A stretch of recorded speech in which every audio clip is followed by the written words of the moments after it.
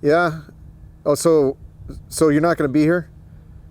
Oh, yeah. Well, I have a Flyer Pursue set up to do a tour. But you're in Beaumont for an RV show? Okay. Well, I guess if it's set up, we'll find a way to do it. Okay. All right. Bye. Well, that was PJ, and it looks like she's out of town for an RV show in Beaumont, Texas this weekend. So I guess since we have this trailer set up, we'll go ahead and give it a go. Once again, I am Clint from Princecraft RV, and whenever PJ is unavailable, I will try to continue fight the good fight. This is an inTech RV Pursue. It's in their Flyer lineup of their kind of off-grid-ish, off-road, easy-to-tow trailers, and I don't know about you, I love them. Now, I have a little personal history with the Flyer Pursue. A few years ago, I think range of 3 or 4 years ago, my first inTech trailer was a Flyer Pursue. Then I moved up to the next size up, the Explorer, and now I camp with my family with the Discover, and I have really great memories with this type of camping. And once again, we get it. Not all models and RVs are for everybody. I do come from more of a tent camping background with my family. We have, you know, small tents and, I don't know, tallish people, but it's something that we really enjoy. It feels really close to nature, being outside, and yet maybe a little bit easier than actual tent camping. So if this is not your style of RVing, we get it, but it is still really cool to look at. So come along with me as we check out the 2024 inTech RV Flyer Pursue. Okay, so today's video, we're going to talk specifically about the trailer that I have next to me, because there are options and packages and things like that. Ground clearance first. A standard Flyer Pursue has 11.5 inches of ground clearance. This one has the optional off-road tires, adds 2 inches, so 13.5 inches. The overall length of this trailer is 13 foot 9 inches. Now the question is it garageable? From a length standpoint, it is. From a height standpoint, we got to get under the average entrance to an American garage, or the standard entrance to an American garage is 7 foot. Well, I'm 6'4", barefoot, so I have shoes on. It's about 6'5"-ish today. And with the roof rack, with the awning, with the AC and all that, we're looking at a height of about 6 foot 9 inches. It is, in fact, a garageable trailer. For the weights on this guy, as it sits, it's about 1,700 pounds. And the tongue weight, this may surprise you, it's a little bit heavy. It's just under 400 pounds. That might be something to inform you on how you set up for your tow vehicle. One thing I like about that is it kind of has that, because look how much distance there is between the axle and the tongue. That does put it a little bit weight forward, but it tows really nice. And if you are packing this out and you put the heavy stuff at the back of the trailer, it really evens out pretty good. It tracks well behind your tow vehicle, having that kind of separation between the tongue connection and the axle. As far as pricing goes, the MSRP on this exact trailer is right around that $24,550. It's, if memory serves correct, is right about there for MSRP. But you know, sales price will be different, generally less, depending on which dealership you're talking to. This one is currently right at $21,000, so a little bit of a break off of that MSRP. You will find different things depending on time of year, what's available, where you're located. So do make sure you talk directly to your dealership where you are and compare apples to apples, because the options may be different, the features may be different. Check it out. In the meantime, how about we go inside and take a look at this inTech RV Flyer Pursue. Okay, here we go. I get it. I am, you know, on the larger side at 6'4". I do have a fairly large wingspan, so let's go ahead and give that a shot. 6'4", and no, if I'm going wing style, I'm out the door, right? Not that big a deal if you are okay with, you know, kind of that tent camping background like I have. I'm good with it. So the height here, you see me sitting, I'm going to try to straighten up with my slouching tendencies. 3 foot 9 inches from floor to ceiling. I'm sitting on the mattresses and they are doubled up. And the floor length is over 8 foot. I want to say it's 8'1". So not a problem as far as length stretching out. The bed, this is a 2 mattress situation. We haven't unwrapped them yet, so they're still packaged. You can sleep with them like this. Let's say that you're solo camping, stack them, a little bit more cushion and floor space to store. Maybe you bring in your dog, maybe your dog sleeps there, maybe you have them on a mattress. I don't know, you have options. But if you lay these side by side, this is a 59 by 78 inch mattress, 59 by 78. So a standard queen bed is 60 by 80. You're very close to that. So if you're used to sleeping in a queen bed, this isn't going to be that much different, except for you're going to have the border of the walls right there. Bear with me, I'm going to talk about the floor a little bit. This is an infinity woven floor, and it is actually comes from the marine industry, the high-end yacht industry and all that. It's really durable, easy to clean. So I do like it. It adds some texture. Let's talk about texture. There's texture on the walls too, and the ceiling. Now, if you've ever been in a space that is very small and has really solid flat surfaces, it gets really reverbery. You feel like you're in a tin can.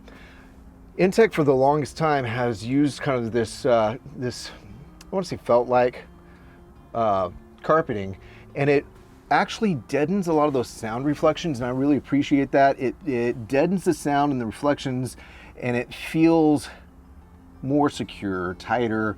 I don't know that I'm explaining it well, but I do appreciate what it does for the sound in the space and the feel of the space. Looking up, you have an air conditioner. Now this air conditioner is a 9.2K air conditioner, I believe. One thing I want to bring up to you is I usually put a whole lot of specifications in the video description down below. So some of these numbers, I'm pretty certain I have them, but you can always check, and I'll have the from the manufacturer specifications in the video description below, so check them there. You do have a max air fan. I love these guys because it pulls air in or it can pull air out. So either way, you have windows on both sides of the camper. You have a nice door here and a nice open door in the back. So really good for airflow if you want to move air either way, inside or out. Your max air fan remote is on the wall, and you can actually set it to not just on and off in speed. You can actually have temperature settings where it comes on or off based off your temperature settings. Your furnace control is right here on the wall. Main lights, cubby accent light, and your porch light, of course, on the outside. Fire extinguisher. And let's kind of move back to this space over here. You're going to notice that you have storage in the form of kind of these netted with bungee cord situations here and here. Same thing with the bungee cord cubbies here, a nice table, and this is a furnace. Now this is an option that I didn't have when I had a Pursue, and it's one that I really wanted. Now this AC in my version of the Pursue a few years ago had a heat strip in it, so it kind of worked like a blow dryer. And you know what, for this size space, it worked really well. But I did want a propane powered heater, and that's an option now. Here it is. Speakers, stereo, Bluetooth capable. This is your converter. It is lithium capable. So whether you stick with a standard RV marine battery or you want to move up to something a little bit higher capacity, quicker charging, and what have you, lithium ion, it's ready for you. A few things, you got your detectors, 12 volt USB style plugs. You have them there. I'm going to step back a little bit, and you also have them here. So 12 volt plugs and a 110 plug there. Moving along, windows do have a few positions that you can open them, and they do have bug screens. So good going there. Main light switch here towards the back, loading light, which is just light off the back door, and then 110 plug. So is it big? No. Can it be a whole lot of fun? Well, if this is the kind of fun you want to have, and I've done it several times with my family, I like this way of camping. I'm kind of the market for this. You may or may not find yourself as being the market that they designed this for, but I've always had a thing for this size camper. They just work for me. Let's go outside and talk about it a little bit more. Welcome back outside. Let's go ahead and talk about some of the options that you'll see here on this trailer. And recognize that most of the trailers you're going to find out here, the Flyers, probably at Princess Craft, and I would imagine most of the other dealerships will have these options on them. So the options you see on this unit, the upgraded off-road tires, this kitchen, which I'm about to show to you, is an option with otherwise it's just a pull-out tray that you can fashion out the way that you want. We'll typically have it with the kitchen. The rack is an option. There are two styles of awnings. There's a straight awning, and then this is a 270 style awning. It's from Overland Vehicle Systems. We like those awnings. And it comes not just out, but it kind of goes over the tongue of the trailer and over the back. One thing I like about that is not only the space and the coverage, but you can go to Overland Vehicle Systems and get more wall sections. And if you add those wall sections, you can enclose this space, and it really turns into this, I don't know, this kind of off-grid expandable compound system. It's neat. I like it. Let's talk other options. The air conditioner is an option. From inTech, you can order an add a room tent off the back. So let's say you got the straight awning and you still just wanted to add a little bit more enclosed space. From inTech, you can add the add a room tent that just kind of attaches around the back. You can open the doors, leave them open, and have a tent space as well. It's a neat option. And there is also the optional onboard water system. It's an 8.5 gallon fresh water system, and that was not available when I had to pursue a few years ago. I like it. Good update, good option. Maybe for you, maybe not. Let's go ahead and move forward and look at this kitchen. Okay, here we are at the outdoor kitchen. I've always enjoyed the outdoor kitchen. I'm growing up tent camping. It was always cooking outside on a little stove or something like that. It's got memories attached to it. So you would think that this little door hold open here, which is very mechanical, super solid, would be for holding the main entry door open, but it has a gas strut that props it open. So this is actually to hold the door for the kitchen up. I'll show you that in a second. They have a lockable system with a twist lock here. Before I open this so that we can get a good view of it, you have your gas connection for your 2-burner stove that's in here, and a water port for a spray hose for that optional 8.5 gallon tank. So I'm gonna go ahead and open this up and click this very positive mechanical lock onto this loop right here. There we go, it's out of the way. You're gonna see some switches right here, your kitchen accent light. I don't have a battery on this right now, and it's really bright outside. You wouldn't be able to see it anyways, but kitchen accent light, water pump for that optional water system, and a 12-volt fridge power system. So you can turn that outlet that powers the fridge on and off. It's kind of like a master switch. I like it being there, really accessible. 110 outlets on a GFI outlet here, so handy. This doesn't want to slide out on its own. It's got a nice grip here. I do want to mention every door has really good seals around it, but I'm gonna have to push this release and we slide it out and it locks out. I would have to push that release again to slide it back in. Here it is. Here's your outdoor kitchen. Let's talk about this table and expanding your kitchen workspace. We're on the other side of the kitchen where you would actually be doing your work, and you'll notice that the top surface area seems good until you realize you want to get into that refrigerator. You can cook on the stove, but I can't get into the refrigerator if I have stuff stacked on it. This is a table and it moves. It just works on these little buttons. And let me see if I can get it to release real quick. Here we go, straight up. And that's how it attaches. And we have more of those buttons on the front of the trailer right here. 1, 2, and you have made yourself a little prep space here. Now remember, if you have that 270 awning, this can be all covered and it can be enclosed. You have your options. This is a Dometic 12-volt compressor style refrigerator. You've probably seen them in the overland market and whatnot. Dometic does make a really good product when it comes to these kind of overlanding refrigerators. It can be opened from either side, pretty handy. It's a good refrigerator. The 2-burner stove is kind of what you would expect. Let me go ahead and set that up. It does have its own self-igniter, so you might not have to be fiddling with matches or lighters or whatnot. Standard fare works really nice. And then you do have some storage down below. This one has a little moth who traveled with it. Bye, moth. Okay, moving on. While I'm putting this away, I want you to kind of take a look. They do so much stuff in-house. They make these tables in-house. They do all the cabinetry and woodwork for all of their models, whether they be the Flyer line or their really luxury lines like the Terra and whatnot. They do that in-house. Just nice little things, little hanger spots for your tools, a can opener. So I really appreciate that inTech fine-tunes their designs and their products year over year. And I mean, hands down, I really love the Flyer I used to have, but this one's better. Let me put this away.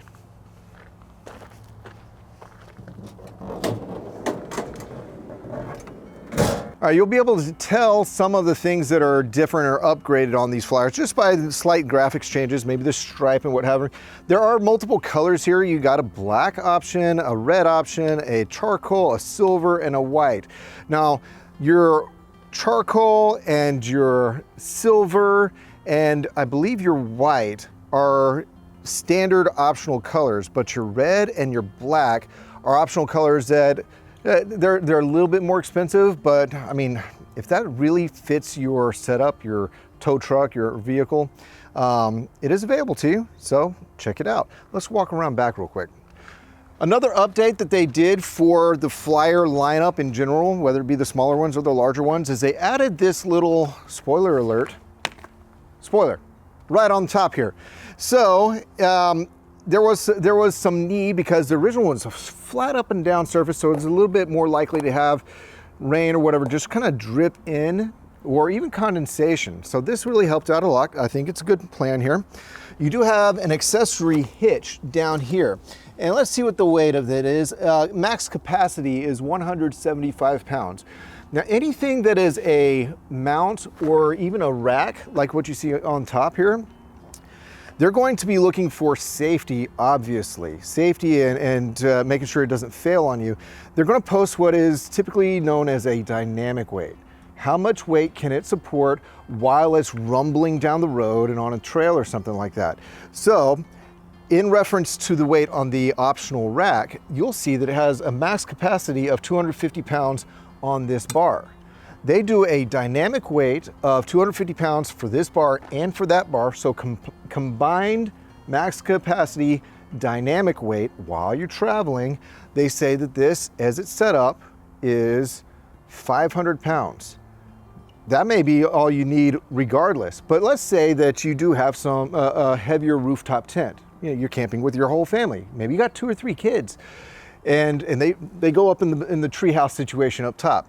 Well, if you have a larger tent and you put kids up there, you might exceed that 500 pounds. But remember, you're already set up at your campsite, so it's now static weight, and you don't have the worries that you do of rumbling down the road. Please don't drive down the road with your tent deployed and your kids in it. Don't do that. But if you're set up at the campsite, I really don't have any worries of really any rooftop tent situation with my loved ones in it. Let's go on around. All right, we're on the back side of the trailer. I do apologize. It is bright outside. The sun is right over my shoulder, so I might be a little bit backlit, but hopefully we get the shots that we need. One more time, this is an adjustable bar system, so you can bring those bars forward or backward to fit your needs. Again, you get a good shot at the optional off-road tires. This is a true stand-on step, so you can get access here. You'll find nice little things like there's little tie-down points right here if you want to do the add-a-room tent or need to lash them down. Little tie-down points beyond just being able to tie to the pole. So good options. Full-size spare tire that matches whatever setup you have. If you get the optional off-road tires, you get another off-road tire just spare. If you get just the standard street tires, same thing there. This is the back of your Dometic furnace. This is your water inlet for connecting to water, either city water or filling that tank that you bring along with you. And this is your 30 amp input for shore power. You can connect to obviously campground power or to a generator if you bring a small inverter generator with you. This is a solar plug. So if you have the folding portable solar panels, you can plug in right there. It hooks directly into your battery system, charges it directly.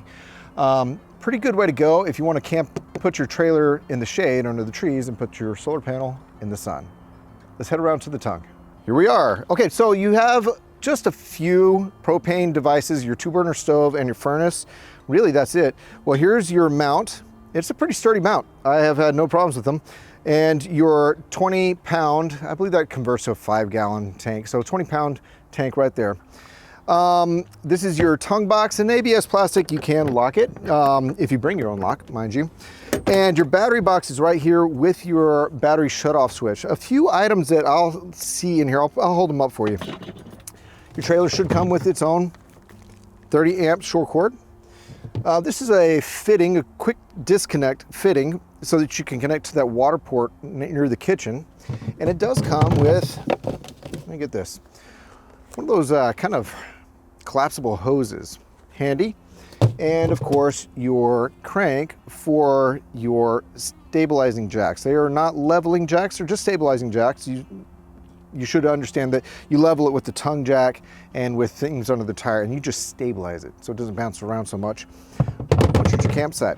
And then some accessories for your awning to stake them down and make sure it's good in light breezes. You do have stabilizing jacks on all 4 corners, which really helps if you do want to install a rooftop tent up here. You want the base good and stable, then you're good to go up there. You'll notice down here at the tongue that it is all welded aluminum from the front to the back.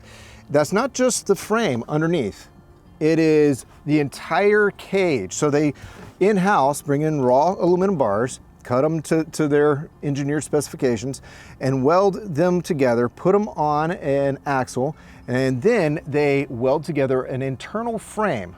Before they do any skinning, any insulation, any flooring and all that, this whole thing is a rolling welded aluminum cage frame on a welded aluminum frame. It's too many frames, but I digress. They do it all in the house. It's pretty cool. I'll maybe show a picture.